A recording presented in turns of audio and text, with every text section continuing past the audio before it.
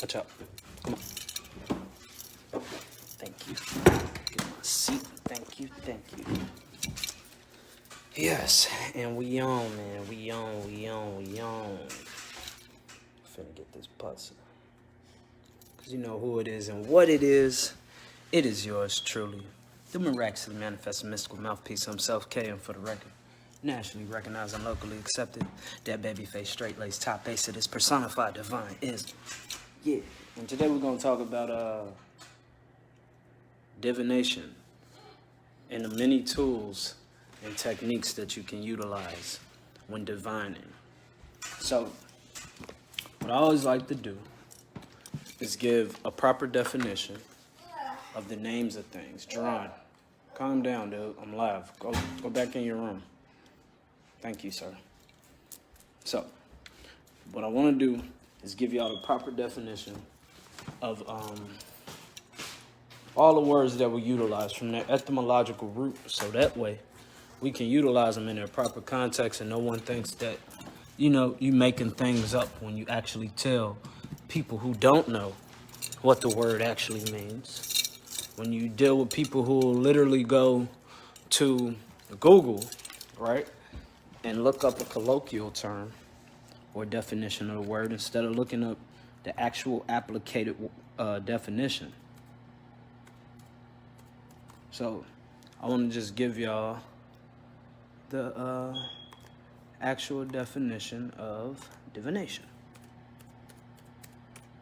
Okay. All right. Divination. Let's read it together, y'all. Divination, it's a noun. Late 14th century. Divination, act of foretelling by supernatural or magical means. The future or discovering what is hidden or obscure. From Old French, divination. 13th century. From Latin, divinatium.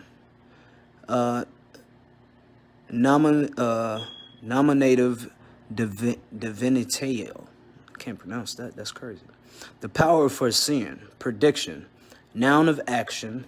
From the past participle, stem of divinare, literally to be inspired by God. From divinus, of God. From divus, a god, related to deus, God, deity. The root is diu, to shine. In derivatives, sky, heaven, God, related, dictionary.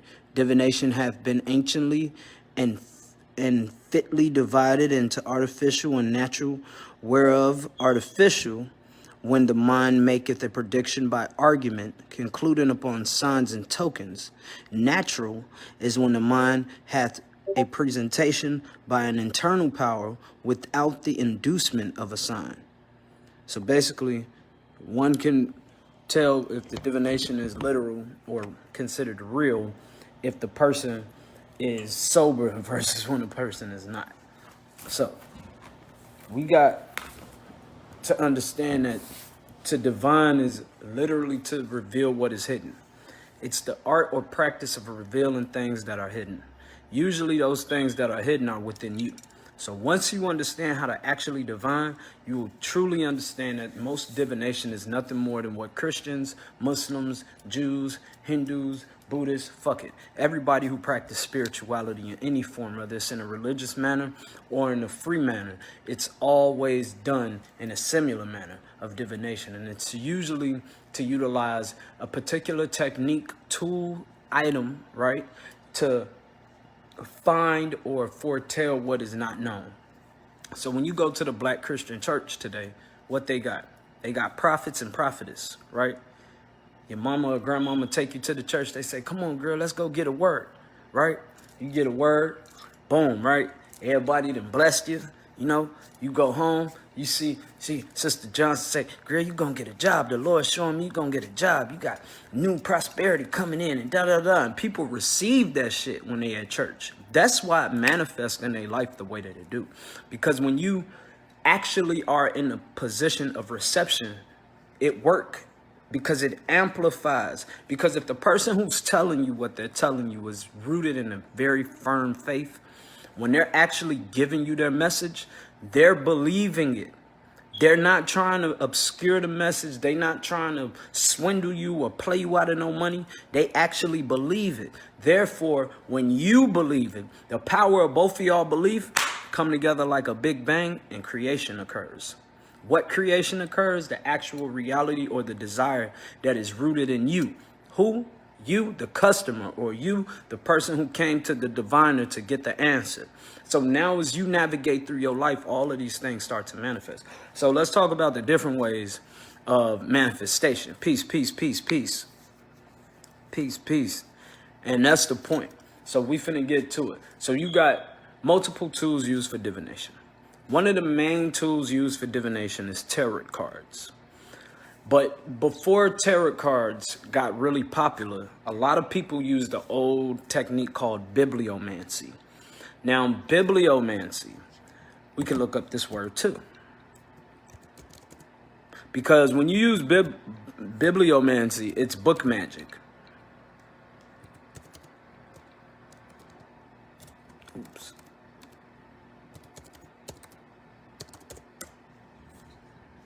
So, bibliomancy, it's a noun from 1753. Divination by opening a book, especially the Bible, okay, at random, the first verse presenting itself being taken as a prognostication of the future events from biblio plus mancy in pagan times. Homer's Sortes, Homerica, that's some Greek shit, I can't pronounce that, and Virgil, right, were used. I need my wife help on them words. For sure. But basically, bibliomancy is a technique where you utilize divination from the Bible. So you do stuff like this. All right, speaking of tarot, all right, the cards ain't in here. They on my altar. So let's just use this for an example. Okay. The word I actually landed on is the one my thumb is on, which is winds of change, uproot all that seemed permanent. That's what we doing. Winds of change, uproot all that seemed permanent.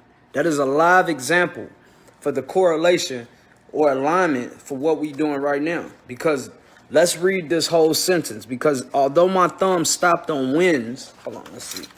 Show y'all this. Because this is where my thumb stopped at. Winds of change, uproot all that seemed permanent. Okay? But we could start at the top of the paragraph to get the whole understanding of this divination. If you are not a big embracer of change, or you don't like surprises, life is about to suck big time. But it doesn't have to. The best thing to do when you get the news is to fight the urge to resist or deny whatever is occurring and try your best to look on the bright side. If there is no bright side, or you're presently unable to see it, then seek support immediately. Reach out to family, friends, and neighbors, or call a hotline. Talk to someone. It's important that you have people around you now that can keep you focused and grounded as the winds of change uproot all that seemed permanent. If that ain't no motherfucking divine goddamn revelation while we just started this goddamn live, and I'm talking about bibliomancy, and I turn to page 69. 6 and 9 are powerful numbers. This just goes to show you that this is divine. 6 and 9 are powerful numbers. Why are they powerful? Because they're interchangeable, right? Each one of them represents like a yin and a yang, as above, so below, correspondence, polarity, and gender. Inside, outside, left, right, up, down, right? Spiritual and physical. This is what we do. Every time we utilize any form of divination, it will reveal itself without any hesitation. It'll show you it's real. It's up to you to accept what you're seeing, though. So when we do certain things, a lot of the things that we do in divination are going to occur accurately because, again, it's rooted in faith. So like it just said, things that we thought was real, it's about to change. Everything we thought was real was about to change. That's one form of divination. This is one of the older forms of divination. Our ancestors would do this and they couldn't even read. So they had somebody they knew read the verse out loud to confirm the divinatory technique. So then you got other things like tarot cards, right? Tarot cards are not that old, but they are. You know, the argument is that some of the oldest tarot cards come from Egypt, you know, because you can clearly see cards of divination in ancient temples and tombs. And then we got older remnants of even the tarot card in India, right, in Asia, right, coming down, going into the Arabian Peninsula, right? Africans, for the most part, didn't practice utilization of divination with tarot cards in particular. But did they have images and cards that they used for divination? Of course they did. Because divining with small images was not unusual, especially for more civilized cultures who painted and grafted things, right? Like if you go to the Benin Empire, they were masters of welding and shaping things in brass and copper and iron, right? They have monoliths and statues that are fucking huge, made out of pure brass. And the Europeans came over here and said, these niggas never did this. They could never did this. So they took it all to the British Museum and they just started returning a lot of this stuff about 10 years ago. So when we look at the way that we evolved through our divination, there's a plethora of divinatory techniques. One of the most common divinatory techniques that we can utilize, like I said, is bibliomancy. The second most common technique is pendulums, not tarot. Because again, you want to divine where people don't know what you're actually doing when you're practicing a tradition that is so-called outlawed, right? Or looked down upon by the people who are oppressing you. So you don't want them to see you with no whole deck of cards out, just reading them with the candle burning and you just write them. No, you want to do things that are more incognito. So the most common in our traditions would have been bibliomancy. The second most common would have been the utilization of the pendulum. Okay, let me show y'all what a pendulum is.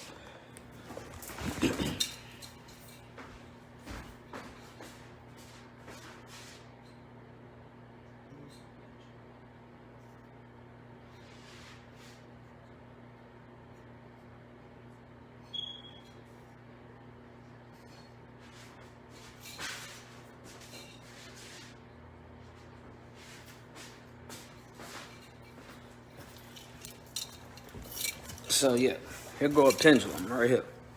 This is a pendulum, okay? This is an amethyst pendulum. So I use this to divine wisdom. So this is how you use a pendulum. You would blow your breath on it, you know.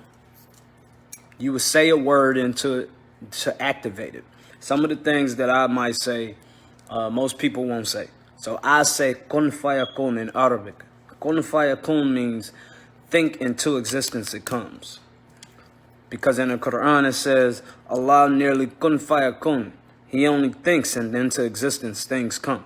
So that's what I say. I say kun fayakun is my activation. And then when I want to actually persuade a different situation, I might say something like createre, which means creation in Latin. And I might utilize that because kun fayakun, createre, and barashit bara are all in the same correlation of speak things into existence, or the things that I'm thinking will manifest into existence by way of my word. So when we utilize a pendulum, you can program it very easy. You hold it very still and you ask it a very simple question. Hold on. Sit right so y'all can see this. All right. I'm going to sit like this so y'all can see this. Because I've been utilizing this same pen. I done had this same pendulum for like 6 years now.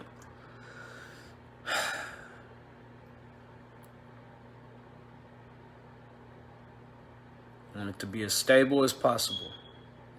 Then you want to ask which way is left. Which way is yes and which way is no.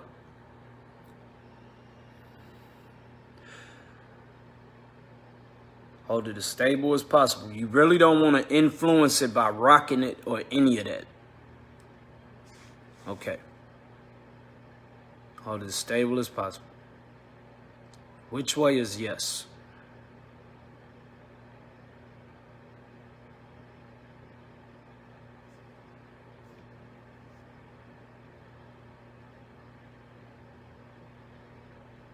Okay, I'm seeing a strong pull to the right. Take a deep breath and it'll stabilize itself. Which way is no?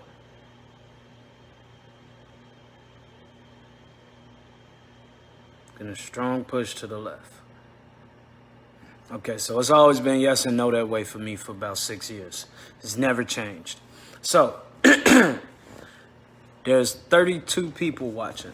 Let's see how accurate this is. Are there more than 25 people watching this live right now? Yes or no?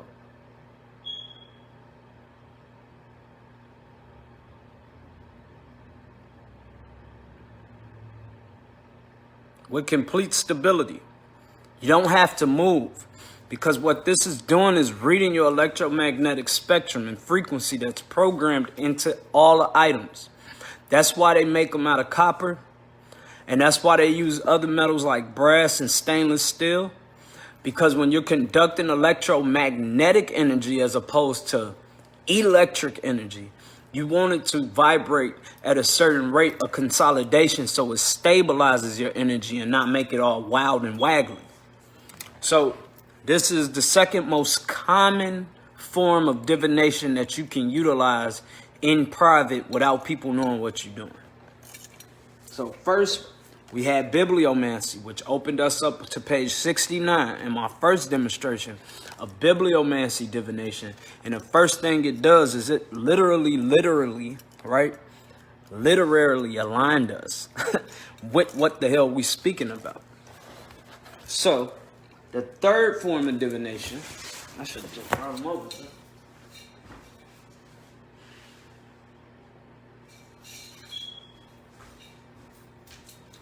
The third most common form of divination we have is tarot cards. Now, tarot cards vary. You got your Raider deck, you got your deck of Thoth, you got your Angelic deck, you got your Hoodoo decks, you got your Deco de Orisha from Santeria Lukumi. Then you got a plethora of fairy decks. You got hella Santissima Muerte decks, man. You got a lot of different type of tarot decks, right? With all of these different tarot decks, the thing is to learn the arcana. The minor and major arcana, you must learn what their symbiology stands for and means. So when you actually start to utilize the card, you don't have to always refer to your book and interrupt your focus. Because the better you know your skill, the better you understand what all of these cards and their symbiology mean. Like this, the Hoodoo deck. So you got the Father of Baskets. This deck is primarily based off the Geechee Gullah people. So anybody that's watching that's from like North Carolina or South Carolina or anything like that, this whole deck is primarily based off Carolina culture. So we got the Freeman. We got the Garden, right? And for black practitioners, seeing these images are definitely good for the psychological development of our spiritual awareness, because we don't have to keep on replacing these images, right, with other people. We can utilize them and see them as ourselves. So that's the thing.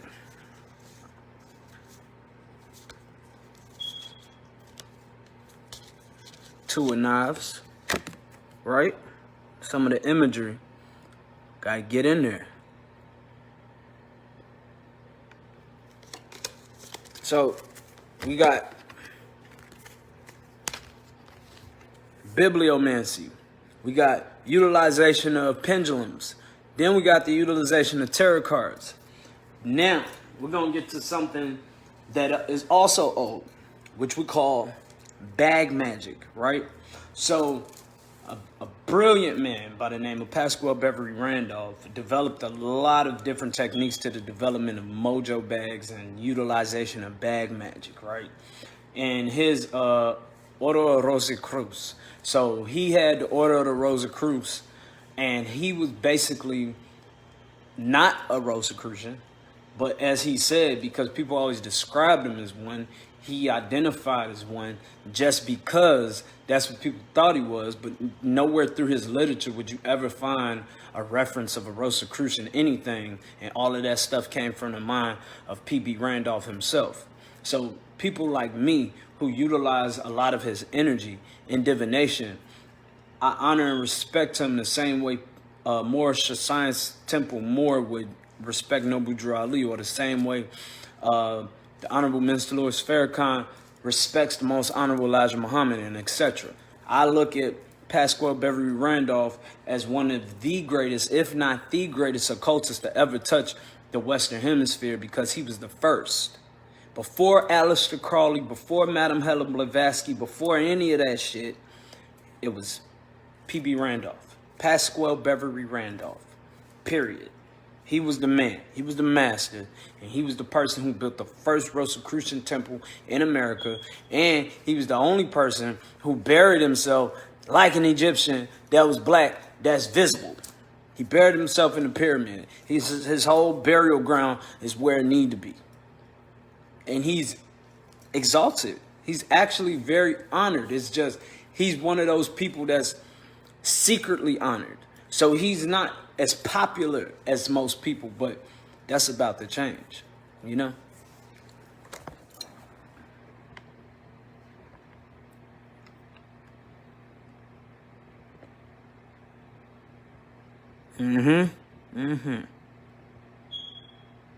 Let's see.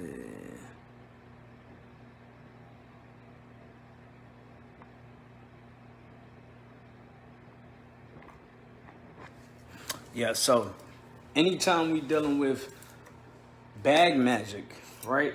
Mojo bags, putting things into bags, like different items, like say for instance, you got, let me see.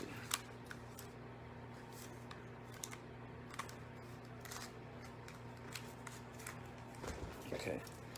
All of these represent something. This gonna represent cool. This gonna represent hot, and this gonna represent neutral. So, you shake it out, and you say, how's my life gonna go today?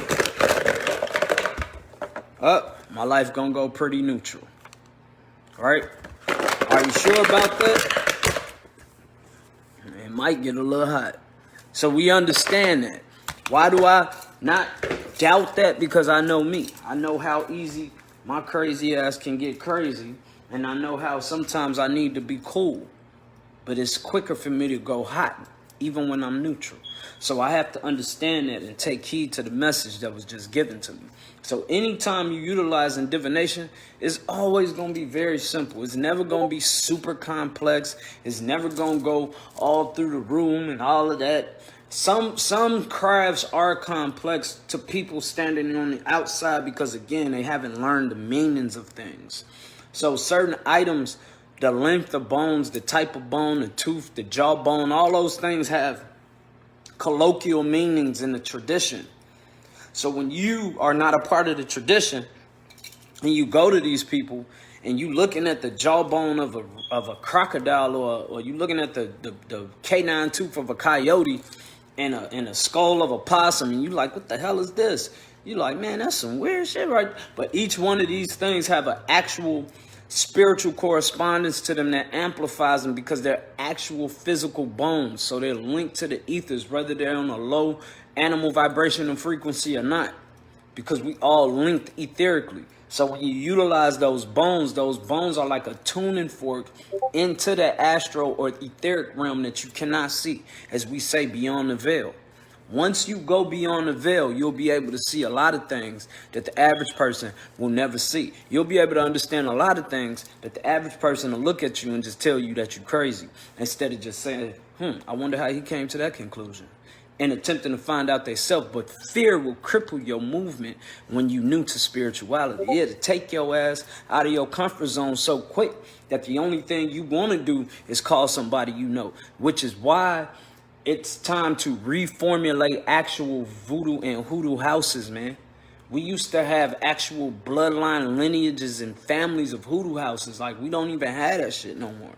Like, when I was growing up, I knew for a fact that there was a lot of people who gathered together in large groups in my neighborhood and practiced Santeria, that practiced Palo, that practiced a lot of different voodoos. And I didn't just, like, think this shit. I saw it, because a lot of these people were either my babysitters or the parents or grandparents of my friends.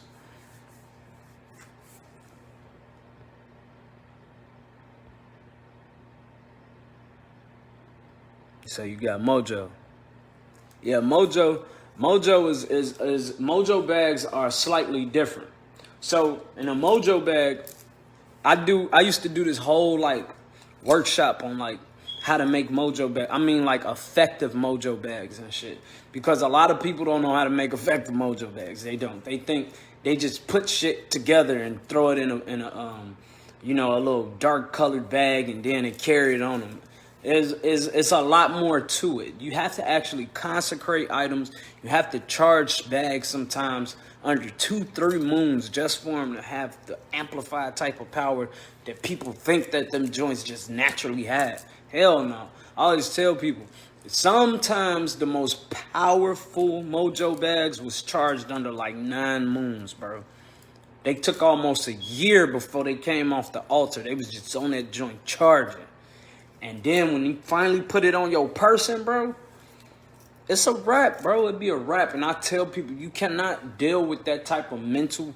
You can program water, bro. If you can program water, you can program all other elemental forces, just like the wind. When they utilize these different technologies, they call it weather manipulation. But at the end of the day, they're actually programming the wind to respond to these items when they're in their way or in their path a particular way. So it's still in their favor because it's reacting the way they want it to. So when you program water, you know if you talk down or negative to water, that shit's going to look dirty as hell, black as hell. It's going to look disgusting. You know, if you talk good to water, water's going to maintain its clarity and its purity. So we understand these things. So the same way you program water, you put water on your altar and you program the energy in that water on your altar. If you talking negative in front of your altar, if you doing dumb shit in front of your altar, if you walking around with a bad attitude in front of your altar, guess what? Your altar is going to reflect those things because you are the living altar at the end of the day. Every piece of thing that you put on your altar represents you, and only you truly know why you put it on your altar. You could try to explain to a motherfucker a lot of shit. As long, I tell people, the longer you keep practicing, the more you gonna forget why you put shit there, because it don't need to be explained. It's a component. It's just like an attribute you get from your parent. You don't really know why you do it, but you understand that your dad or your mom do it too. So these different components is what really formulate our spirituality to going to the next level when it comes down to utilizing divination tools, because everybody can't use them. Just because you bought a box of tarot cards, or just because you bought a pendulum, or just because you bought a magic wand, don't mean you know how to use it. There's certain particular traditions and ways to consecrate items, to bless them, to enchant and illuminate these items, to actually make them work the way that they say they're supposed to work. And a lot of people just not willing to learn or put the time in to learn that shit and get it to where it need to be. Because at the end of the day, everybody not the same, and I know that. But this is why I always stress physical type of groups where people have to meet and commit themselves to being a part of the one. Because when they don't do that, it's very easy for people to drift off. It's very easy for people to think they know what they're doing on their own, and it man, it'd be ugly, because as a long-time practitioner, it's like I've seen a lot of people lose a lot of things based on the way that they move on solo dolo, just being selfish, self-centered, and self-seeking, not wanting to never be a part of the whole. And that's always the problem. You could be an individual, a part of the whole. You could do anything with all of us, but you can fail by your motherfucking self. And that's like a very hard lesson for a lot of people to learn. And that's why I tell people, man, it's a long journey on a short path, man. We got so much to learn in so little time. And the way that we formulating our information and feeding it to our spirit is very important. We can't just be feeding ourselves no any fucking thing. You feel me?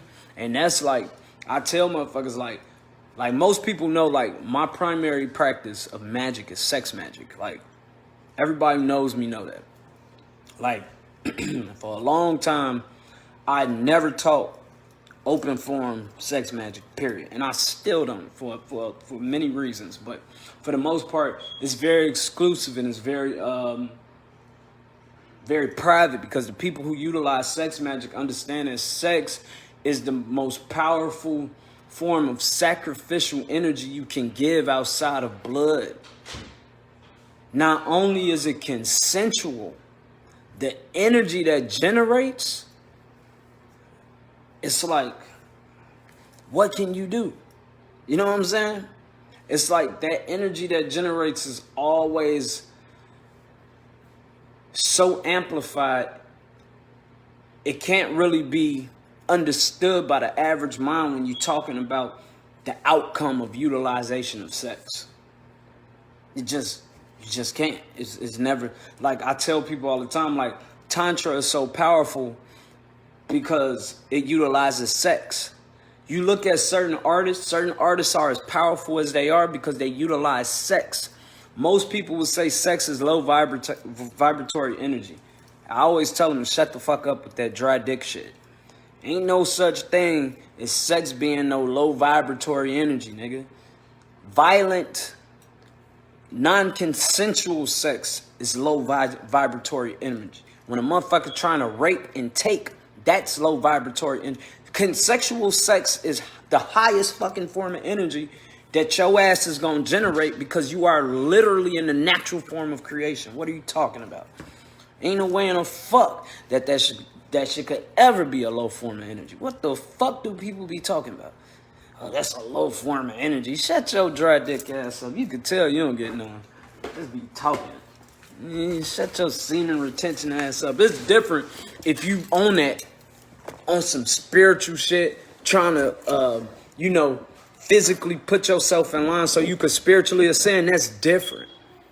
Then sex could be an adverse effect to what you're trying to accomplish. But even then, it ain't low vibration. It's just going to take you off the focus of retaining that particular type of energy. So when you get to that level, you can be suitable. Like, I get it. I practice semen retention. I practice ejaculation for a very long time. I mean, I'm a fucking polygynist at the end of the day. It's not easy physically pleasing more than one woman when you're not psychologically prepared to go into sex. Like, you have to understand that sex ain't a low vibratory frequency at all. It's one of the highest, if not the highest vibratory frequency you can be on, because, as I always argue, you are literally in a physical act of creation. Whether you ejaculate in her womb or not, you are at one of your highest peaks, and the fact that you are ejaculating, period, nigga. Like, you are in your greatest God form at that point. And this is why so many movies will display sex rituals, because the sex is really more powerful than the fucking sacrificing of the blood of a fucking lamb or some stupid shit like that. That's why they always tell people, don't touch. The priest, he don't get no ass. The nuns, they're lying to you. Them freaky motherfuckers be touching all day. I know plenty of people who went to seminary school. Plenty of them. My wife, whole family, Jehovah Witnesses, bro. My mom is a licensed ordained evangelical minister, man. My whole life I grew up in church. What? My dad, a Muslim imam. I wanted to be a ulema when I was growing up. That's why I'm so proficient in Arabic, and that's why I know so much about the Quran, Torah, and Sunnah. But at the end of the day, when it come down to the hadith, I don't fuck with that shit. But when it come down to me being me, I learned very quick as a young man who was super in. See, first of all, polygyny was always around me when I was growing up. My mom had plenty of friends who had like more than one wife, and they was all practicing Muslims. And then you had people over here who was more in the street that was like players, max, and pimps. They always had more than one female with them. So my influence growing up wasn't never the dope boy or the nigga who was cracking cards and shit. It was always the motherfucking max, the pimps, the Muslims that had their shit together. And I saw them walking with 3-4 women. I used to be like, what the fuck? And all of them jumping different Ferraris and shit. I'm like, what the fuck is this? Like, it was mind-boggling. Like, I was like, what the fuck is that? So me growing up like 8, 9 years old, I told my mom in the door, I want to have 2, 3, 4 girlfriends at the same time. It was never like I want to hide them or lie or deceive them or tell this one that or none of that shit. It was always, hey man, she bad. Like, me and my wife see girls all the time, and well, not now, but before, we used to approach the shit out there. It's like, we be on them like, what? It was a wrap. Then we met our wife Money, and it was just like love at first sight. But then, you know, like I always tell people, polygyny, like any relationship, is not easy. You got your ups and downs. You got your times of separation, your times of unity. It's like, it's up to you to be resilient and work through that shit. But at the end of the day, it's like any other relationship. It just is more open and honest than any monogamous relationship I've ever witnessed in my life. Like, and I know a lot of people who honest in their monogamous relationships, but not like we is. Because you don't have time as a man in a polygynous relationship to be on that fuck nigga lame shit, trying to lie and deceive motherfuckers, telling them this and that. You have to just stand on your ground. I'd rather her not like my asshole-ish behavior or attitude than to think that I'm deceiving her in any way, for her to be like, damn, my nigga just be lying the fuck out of me, man, claiming he love me and hugging me on me and kissing me and shit. And he over here fucking these other girls and da-da-da-da, and he being deceitful. Like, why he gotta do that shit? And it's 2 of us in the house and da-da-da-da. Like, this is the shit that go through women head when niggas be doing dumb shit. So it's like, as you grow in your own spirituality, the creator and the spirits that guide you, as well as your ancestors, is always going to bestow a particular amount of gifts on you. And once you get them, it's up to you to learn how to keep them, man. And a lot of people don't know how to keep them. Once they get blessed with the stuff, they just be like running off. Like, I love my life. I'm grateful for everything I got, for every aspect of it. It's not one of them things that I just look at and I say, I wonder if, you know. No, nigga, I'm grateful.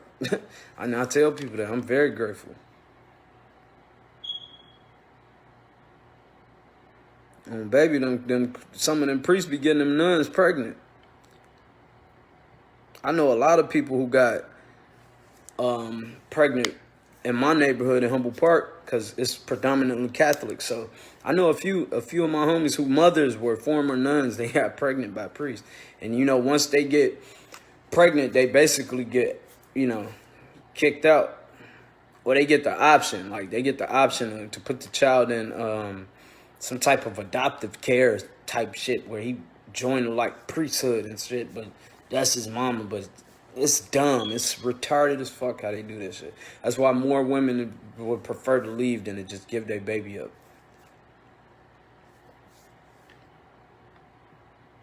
But yeah, I know y'all got some questions.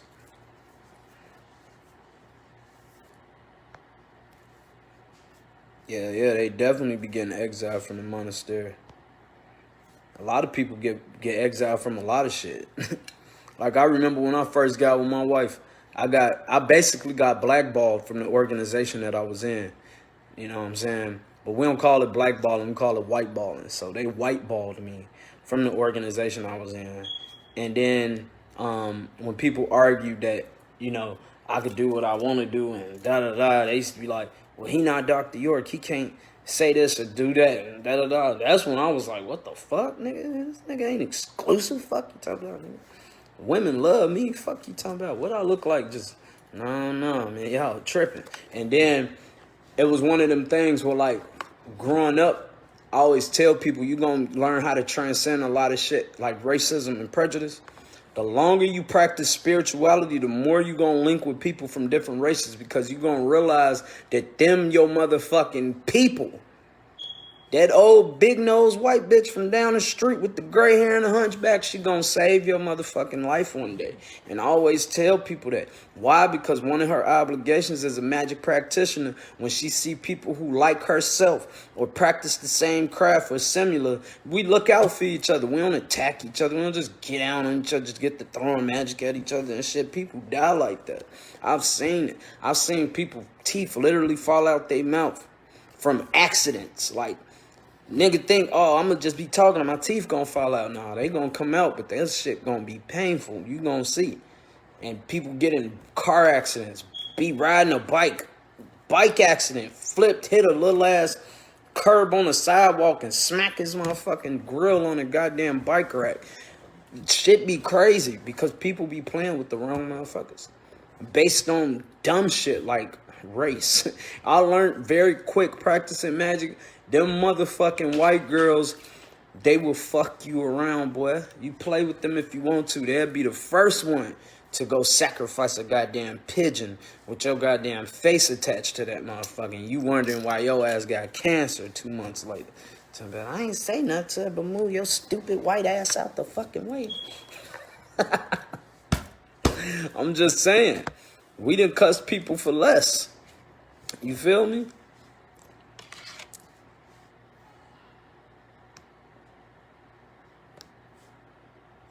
A lot of people just too ruled by hate. I learned that being miserable than a motherfucker, just hating people for nothing. I don't like her. Why? Because she look different. Nigga, don't you live in America, stupid motherfucker? Don't you go to school with white motherfuckers? Don't you work with white people? So you just be at work just in hate hunt all day, just angry. Look at this motherfucking white man right here. Can't stand his ass. His ass better give me my check, though. Put some hoodoo on his ass. Then you try to cuss him and that shit backfire on your stupid ass because your intentions was cruel and rude and intent in the jump because you trying to do the innocent in. And a lot of the time when you deal with people that's super nice, people like me, I might just say a prayer for them. I might just be like, oh, mighty warriors of death, if anybody try to fuck with him, make they car crash next week or some shit. Because I do shit like that. Other people don't do shit like that. If I love you and I call you my brother or my friend, best believe I'm saying the most gruesome protection rituals over all my people. Anybody fuck with them, just let their hands fall off or get ran over by a semi-truck. Like, they shouldn't have been trying to fuck with my mama. Like, that's just how I am. I don't be playing this shit. And people be like, why do you talk to spirits like that? Then you're just gonna bring negativity. Yeah, to them. The fuck? That's why they're called intranquil and evil spirits, motherfucker. That's why you learn how to trap their ass and use them. Fuck is you talking about, stupid? Nigga, they hungry. And the first motherfucker that get close enough to fuck with anything, they gonna devour their ass. That's their goddamn job. You starve a demon like you do a guard dog and let the motherfucker walk in that bitch and see what happens. Period.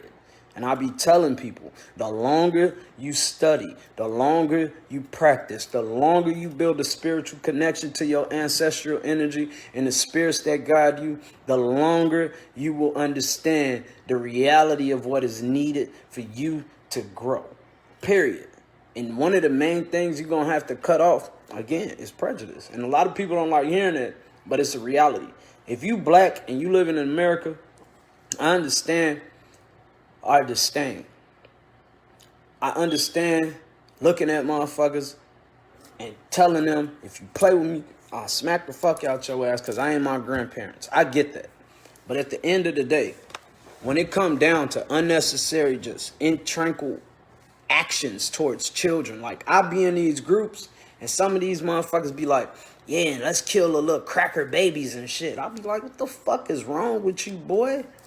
You talking about killing babies and shit. Nigga, you the fucking goofy. They would have killed our people.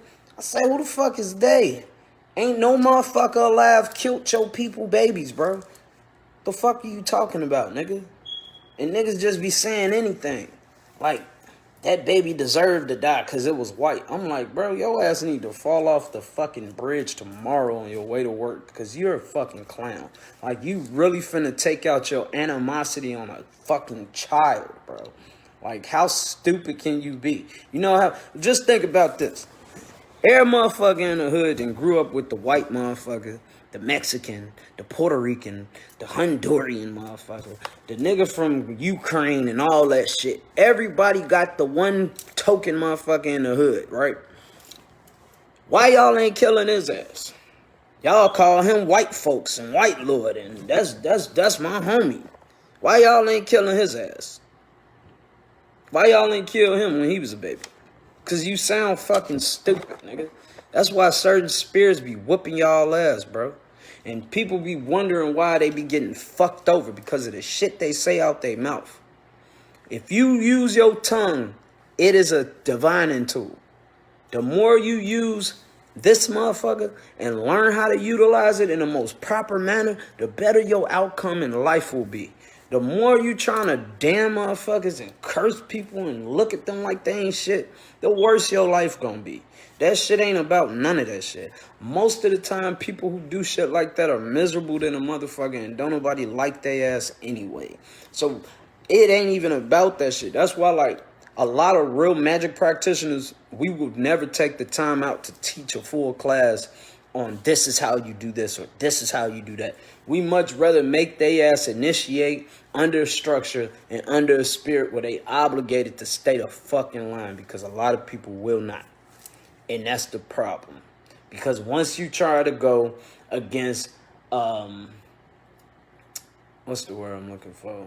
The natural law of things or natural nature, your ass is grass, bro. Like, your ass is grass. Certain spirits gonna destroy your motherfucking ass. Like, you claim you fuck with a spirit like Ogun, or you claim you fuck with a spirit like Elegua. Nigga, this ain't no fucking movie. Them spirits ain't taking babies, nigga. They'll take your ass. Fuck you talking about? In your sleep, nigga, you will be gone. Motherfucker be like, what happened to Lil Rob? I don't know, man. He kept talking about killing that baby. Now his ass dead. Hell yeah, we naturally compassionate people. The fuck we look like hurting some babies? That shit lame as hell. Niggas be tweaking. And that's what hate fuel. And that's why when you practice magnificent magic, the first thing that happens to you is that you see people get dark colored under their eyes. They get like hunchbacks and shit. They get real wrinkly. I'm 32 years old. I look like I ain't a day past 21. And I tell motherfuckers, hey, man, you know, I be having to beat them off me with a stick, man, because sometimes motherfuckers be thinking I'm a lot younger than I am. I'll be like, hold on. No, I'm not that guy. No. Not me, baby. No, I'm a little too old for you. I mean, a lot way old for you. But yeah, I always tell people, man, when you practice baneful magic, bro, it shows in your physicality, bro. It shows in the spiritual aura you carry when you go places. Nobody want to be around you. And then you look like shit. Your life that you're manifesting around you is shitty. It's trash. Like, there's nothing coming from it. Nothing. And it'd be like, why? And motherfuckers be like, because you ain't shit. And it be sad, but it be true. And that's why I tell people, as a long-time practitioner, bro, the number one thing we should always keep in mind is that we don't know. Sanguru said it best. He said, the greatest key is the power of I don't know, because then you are willing to learn an answer. And that's what I learned. The more I know that I don't know, the better it is for me to understand that I am in a position of constant tutelage. I don't need to always know what the fuck I think I know, because sometimes I'm absolutely wrong. Sometimes I can believe something and be 100% wrong. And other times I could believe something and be 100% correct. And this is why we use tools for divination. This is why we use tarot cards. This is why we use pendulums. This is why we use bibliomancy, like the Bible, the Quran, and Torah. This is why we use other sacred texts. Why? Because utilizing these things will help and guide us through this life with less trial. If we actually studied our natal charts, if we actually read tarot cards, if we actually used pendulums, if we actually did bag magic, if we actually used these little divinatory tools day to day, every day in our life, we'll be much better, because it'll show us what's coming. We could be better prepared, even if it ain't real, even if it's just a theory. Even if you think what I'm saying is complete bullshit, give it a try. And I guarantee you that shit is going to change your motherfucking life because you're going to be more spiritually in tune. It's just like the Christian who pray every day. My mom taught me how to pray. I tell people this all the time. My mother gave me one of the coldest fucking prayers. Nigga, I say that prayer every day. Period. My mom gave me one of the coldest prayers, man. And she's a Christian. But the longer I practiced magic, the more I learned the power and utilization of words. Because you got English, you got a bunch of other languages. If a motherfucking gypsy curse you, you know why it's so hard to uncross a gypsy spell? Because most people don't know the language. Literally, that's why. It's not that they don't understand the magics and rituals that they're utilizing. Sometimes it's symbiology. But more than anything, it's because they don't speak the gypsy language. And therefore, they can't reverse or untie the shit because they don't speak that language in particular. That's why certain organizations that develop their own language are dangerous, bro. I be telling motherfuckers that shit. Yeah, palm reading too. Palm reading for sure. I be telling motherfuckers, if you in an organization and they created their own language, they dangerous. They can create their own spell books and go in on motherfuckers because nobody will ever be able to unhex or unvex that shit because they don't know the language. Just true. It's really hard to break something that you don't know how to speak to.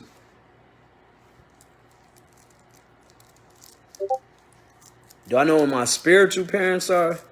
I mean, it depends on what concept I'm coming from. Because in a pantheon of Ifa, my spiritual parents would be Ogun and Yemaya. In the pantheon of Haitian Vodun, my spiritual parents would be Uzuli Freda and Balan Samzi.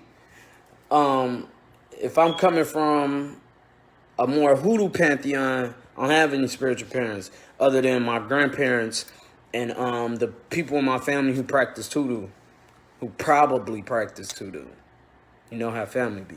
We ain't practice no damn Hoodoo, boy. Shut that shit up. We love Jesus around this motherfucker. But yeah, I'm just saying. Sometimes it be like that. Okay?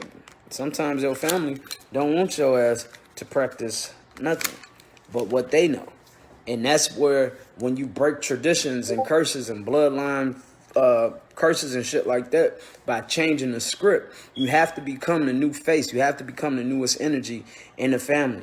You can't maintain the same fucked up ass energy that hasn't gotten us anywhere. And I always tell people that the longer you stick around and fuck with the lame shit, the harder it is for your ass to just understand that it's a lot of shit that we need to break through. Like, for instance, when you dealing with people who don't understand how to divine, it's your job to walk them through the techniques. It's not, you shouldn't just beat them down. Like, one of the hardest things being a life path number 4 person is that not only am I a worker, but I'm very critical in certain areas, right?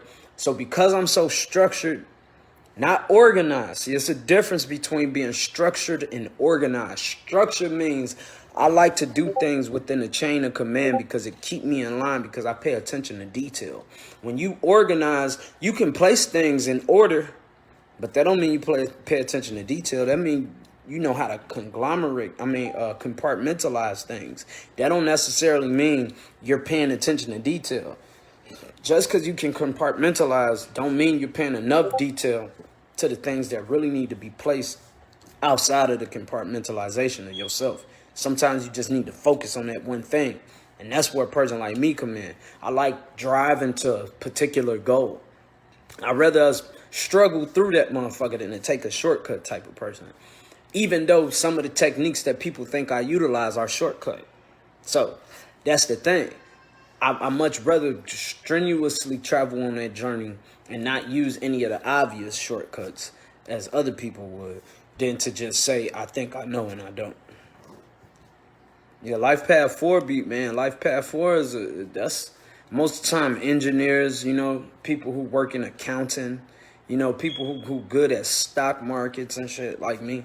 You know, stuff like that, because we pay attention to detail. We follow the trend. We can see where the goal is ending. We can usually follow that motherfucker to the end goal. Like, we see it. We like, oh, okay, boom, boom. Like, when I buy cryptocurrency, I usually buy stuff under 25 cents. And then when that shit jump 5, 6 cents, my bank account go from $600 to $1,500. And then when it jump a full dollar, you know, my shit jump from like that to like $3,000, because when you buying 1,500 to 2,000 to 3,000, 4,000 shares of a stock, you know, you usually spending between $250 to $500, and then by the time it jumped to $1, you got 5,000 shares. You know, you spent $300. You know, you automatically go from the 300 to the 3K. You feel me? So it's like, that's just how you go. So it's like, the more you invest into yourself practically, the easier it is for you to overcome a lot of your financial woes too. And I always tell people that the finances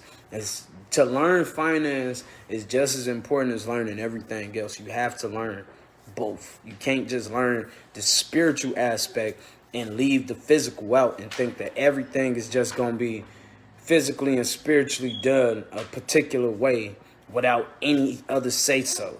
You know, you can't think that. You can't think that some of the things that's going to come from you is only going to come from the spiritual realm without you putting no physical work in. And I think a lot of people get stagnated in them areas because the first thing they think, they say, well, I've done all this spiritual work and I still ain't got no physical manifestation. Yeah, because you lit a lot of candles and your ass set your ass in a house and didn't go nowhere, and you thought that money was going to get sent to your goddamn front door in the form of a check, and you really could have walked down the street and found the $100 on the goddamn floor, and then walked into Dunkin' Donuts, went in the bathroom minding your business, and shorty done left her purse. You try to stop her, she just keep it moving and get away. Now all of a sudden you open the purse and there's $5,000 in there just for you. That's called divine synchronicity. But most people don't see it that way because they have these religious mindsets that tell them, oh shit, I found this, I have to return it.